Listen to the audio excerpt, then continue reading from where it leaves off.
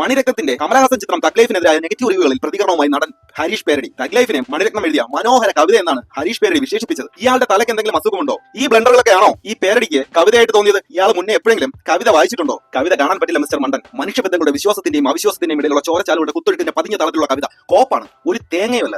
സാഹിത്യം എന്ന് പറഞ്ഞ് താൻ എഴുതി കൂട്ടിയിരിക്കുന്ന ഈ കോപ്രായങ്ങളുടെ ഒരു മറുപതിപ്പ് തന്നെയാണ് തഗ് ലൈഫ് എന്ന് പറയുന്ന ആട്ടർ ഫ്ലോപ്പ് പടം. എ.ആർ. റഹ്മാൻ കഥാപാത്രങ്ങളുടെ ശ്വാസനാളത്തിൽ കമ്പി കെട്ടി വലിച്ചാണ് സംഗീതം ഉണ്ടാക്കിയത്.